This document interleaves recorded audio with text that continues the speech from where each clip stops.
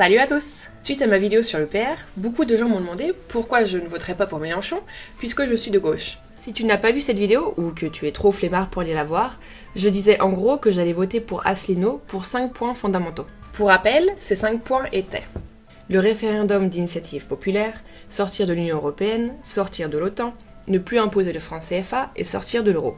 Mais vu que la France Insoumise présente à peu près les mêmes 5 points, tout en étant un parti de gauche, beaucoup de gens se sont demandé pourquoi j'allais voter UPR, alors que Mélenchon serait théoriquement plus en adéquation avec mes idées.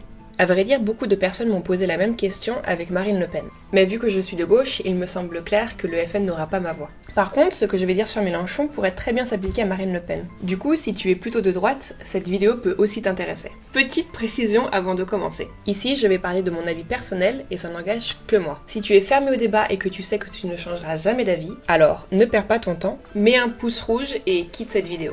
Donc, pourquoi pas Mélenchon? Il est vrai que je suis de gauche et que j'adhère à beaucoup de promesses de Mélenchon. Notamment la baisse du temps de travail 32 heures, ses mesures sur l'écologie, l'écart entre les salaires d'un maximum de 1 à 20, l'augmentation du SMIC, la protection des animaux et plein d'autres choses. Je trouve même que Mélenchon ne va pas assez loin. Mais ça, c'est une autre affaire. La question de la vidéo est pourquoi je préfère un parti politique qui est au-dessus du clivage gauche-droite plutôt qu'un parti politique qui est à gauche. Je pense que là-dessus, tout le monde sera d'accord. Quand on élit un président, on l'élit sur des promesses. Et on espère juste qu'il va les respecter. Car on n'a aucun moyen de contrôle sur lui. La preuve, François Hollande avait aussi dans son programme le référendum d'initiative populaire. Le tout est donc de faire un choix stratégique pour qu'un maximum de mesures soient prises. Or, voilà. Beaucoup de promesses de Mélenchon sont directement liées à la sortie de la France de l'Union Européenne. Quand je l'entends dire, par exemple, vous avez un paradis fiscal de tricheurs, de menteurs, de voleurs au Luxembourg. Je pense que si je suis élu, ça va quand même être un moment un peu tendu qu'on va avoir avec les Luxembourgeois, parce que moi je suis pas d'accord pour que ça continue comme ça. Je suis tout à fait d'accord avec Mélenchon sur ce sujet. Mais il se trouve que dans le TFUE, l'article 63 nous interdit d'interdire ces mouvements de capitaux. Et certes, on peut désobéir au traité. Mais comme dans la vie réelle, si on désobéit aux lois, on se prend des sanctions. Et si tu penses que c'est une alternative, je te propose d'abord de regarder la vidéo de Penseur Sauvage qui répond à ce sujet. Ça commence à la 5e minute. Donc si on va appliquer cette mesure, il faut sortir de l'Union Européenne. Parce que ceux qui pensent qu'on peut renégocier les traités,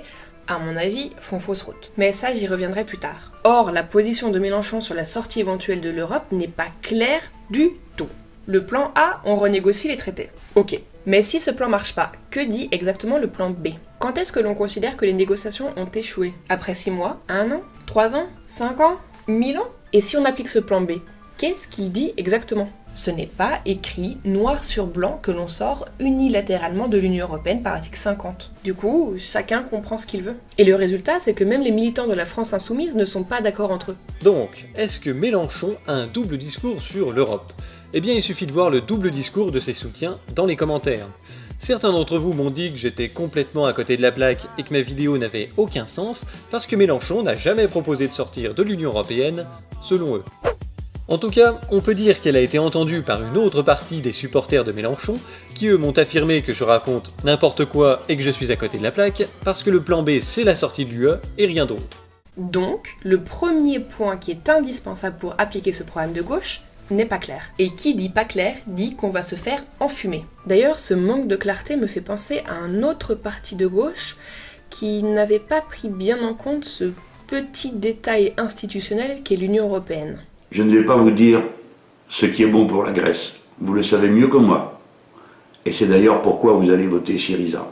Ce qui est bon, c'est que si vous donnez la victoire à Syriza, vous ferez la preuve que c'est le peuple qui commande. Et non pas la Troïka, et non pas le gouvernement de Madame Merkel. Si vous donnez une majorité à Syriza, en réalité, vous allez changer le cours de l'histoire de l'Europe.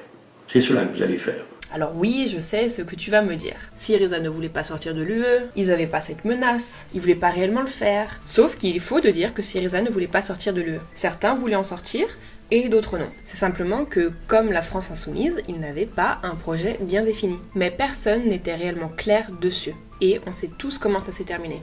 D'ailleurs, je voudrais quand même vous dire une chose, pour que vous compreniez bien, parce que oui, les Français, ma formule même, on la change ou on la quitte.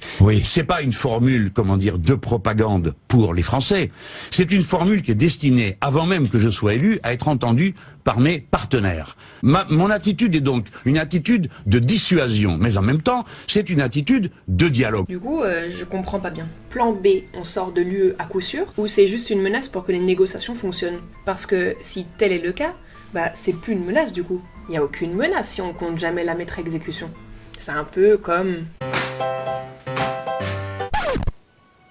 Non mais ça franchement c'est vraiment plus possible. Alors soit maintenant tu fais la vaisselle, soit je te quitte. Et t'as entendu ce que je t'ai dit? J'ai dit que si tu faisais pas la vaisselle, eh ben j'allais te quitter. Et maintenant, parce que sinon au bout de 3, moi je vais te quitter. Alors 1, 2, 2 1 quart, 2 et demi, 2 3 quarts et 3. Bon, tu l'as bien compris, je pense que si Mélenchon est élu, il deviendra juste le Tsipras français. D'ailleurs, je peux totalement me tromper. Et j'espère que je me trompe. De toute façon, dans les deux cas, il y aura du bon. Si je me trompe et qu'il applique son programme, c'est parfait, je suis plutôt d'accord avec celui-ci. Et si j'ai raison, déjà, je pourrais me la péter. Et tout le monde aura alors compris que si un politique n'est pas clair, c'est qu'il veut t'enfumer. Mais revenons à la renégociation des traités. Je vis actuellement en Allemagne. Et les gens, pour la très grosse majorité, sont satisfaits de l'Union Européenne. Ils voudraient certes changer quelques trucs, mais généralement c'est pas les mêmes que nous. Et Mélenchon, lui, il est député européen. Il vit ce conflit d'intérêts entre 28 pays différents tous les jours. Alors soit il ne se rend pas compte que modifier les traités européens, dans la réalité, ce n'est pas possible, comme il s'était pas rendu compte que Tsipras c'était une arnaque, soit il nous entourloupe. Il veut supprimer la libre circulation des capitaux, le Luxembourg mettra son veto. Il veut sortir l'Union Européenne de son appartenance à l'OTAN, les pays baltes mettront leur veto. Il veut supprimer les travailleurs détachés, la Pologne ou la Bulgarie mettront leur veto. Et là, on en vient au point le plus fondamental de pourquoi je ne voterai pas Mélenchon. Comme je le disais au début, je suis de gauche. Et quelles sont les valeurs de gauche? Entre autres, lutter contre les discriminations et les dominations en tout genre, n'est-ce pas? Contre la loi du plus fort et contre la loi du plus riche. Sauf que l'argument numéro 1 de Mélenchon de ce pourquoi la France, contrairement à la Grèce, va arriver à renégocier les traités européens, c'est parce qu'on est plus fort et plus riche que la Grèce. Qu'on pèse 18% du PIB au lieu de 2%. En gros, qu'on est trop fort, trop riche et trop puissant pour que les autres nous disent non. Parce que les Luxembourgeois vont s'aborder une grosse partie de leur économie parce qu'on est plus puissant qu'eux.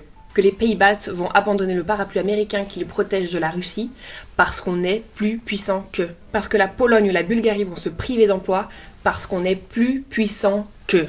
Alors ça, je suis désolée, mais ce n'est pas ce que j'appelle des valeurs de gauche. Et ça va totalement à l'encontre de mes propres valeurs. Je préfère que chacun soit libre de faire les choix qui lui conviennent, plutôt qu'on les soumette à notre volonté parce qu'on croit que c'est mieux pour eux. On les connaît, les dirigeants de gauche qui voulaient apporter le bien à tout le monde, mais par la force. Donc voilà pourquoi je ne voterai pas pour Mélenchon. D'ailleurs, je pense que lui-même sait que son programme ne tient pas la route. Sinon, pourquoi aurait-il toujours refusé un débat avec François Asselineau? Aurait-il peur de se faire démonter? Du coup, face à cela, je préfère moins de promesses, mais plus de mesures concrètes et applicables. Je préfère donc François Asselineau à Mélenchon.